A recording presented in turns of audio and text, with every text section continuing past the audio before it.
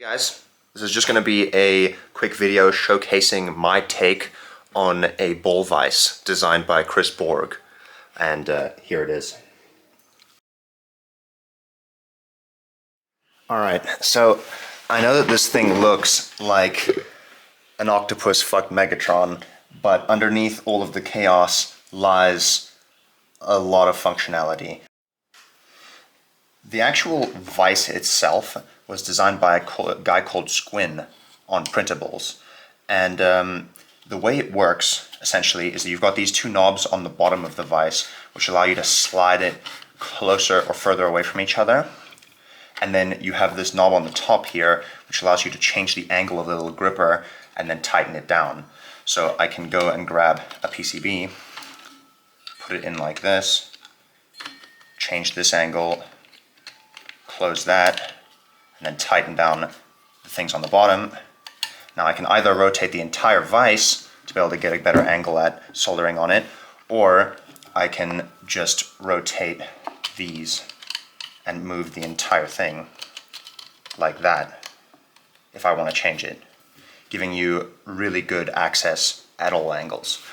You might notice on the back here I have these three wires. I have them running from a laser cut box that I've enclosed in the bottom of this wooden base, and it has three wires running from it. It's a little circuit that I put underneath there that's running in AC power from here, and it's essentially giving me a 5-volt rail, a ground, and a 12-volt rail, which are commonly used for circuits.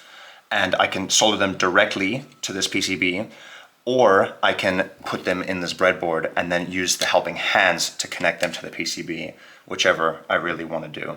This right here are two leads running up to the bowl vise that can gimbal. These are helping hands that I've actually made out of a thin aluminium wire, but you can actually apply quite a bit of force to it and it will still help hold.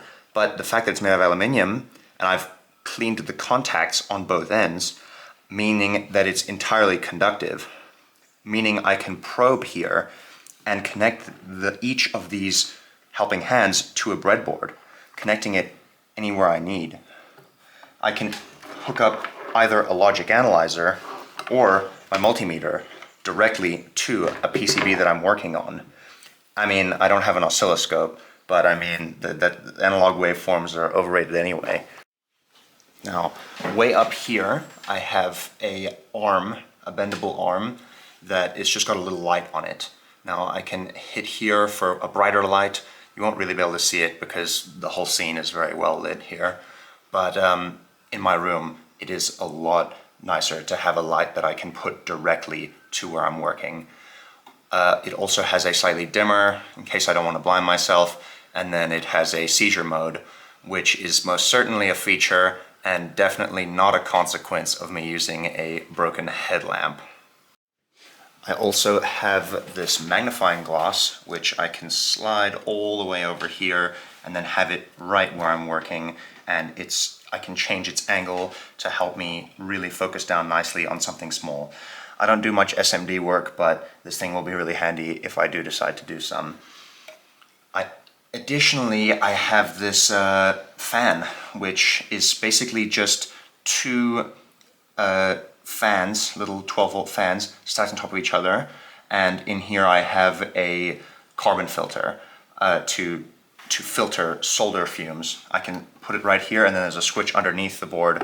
Flip the switch and turn on the solder sucker, or the solder fume sucker. And just ignore the liberal use of hot glue here. I need to still design a cleaner looking version. This rod that goes down all the way into the base is really handy because it's hollow. It allows me to route the wires coming from here inside the pipe to go underneath into the base, which is a lot cleaner, although clean is not exactly the theme of this party. Down here on the left, I have just this little box. It's a clear glass container, and I keep the Allen key in here, which I can use to swap out certain things on the face of the bowl vise. and there's a chuck key for the drill press that's back there. I also can use it, just because I've cast silicone into the bottom of it, I can use it to just keep screws or whatever, and I have added these little pads on the bottom of it just so that it doesn't slide around so easily. Here I have a little chocolate box which allows me to quickly clamp down things that I want to plug into the breadboard, that I want to maybe connect with the helping hands or whatever. And then here, if we look on the right hand side of the setup, we can see the thing that took me way too long to build. It's a drill press, and a very small drill press. It just slides up and down like this on springs, and I can just drill any kind of PCB here. It's mainly a little drill press just for drilling holes in PCBs. Like, obviously this is a Vera board, it already has holes, but if I were to use a copper clad board or whatever like that, I would need to drill holes in it.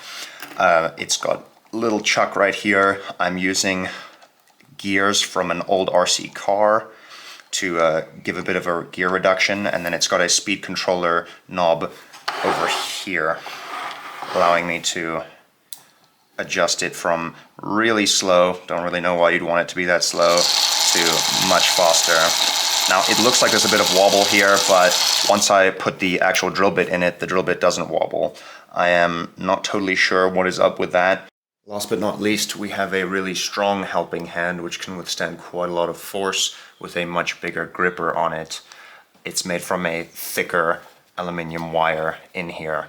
I only went with 4 helping hands, 1, 2, 3, and 4, because I think 8 is total overkill. There's a big difference between helping hands and please just get out of my way hands. You're of no benefit at all. Move down to the top. I got it. Okay, I'm sorry. Am I in your way?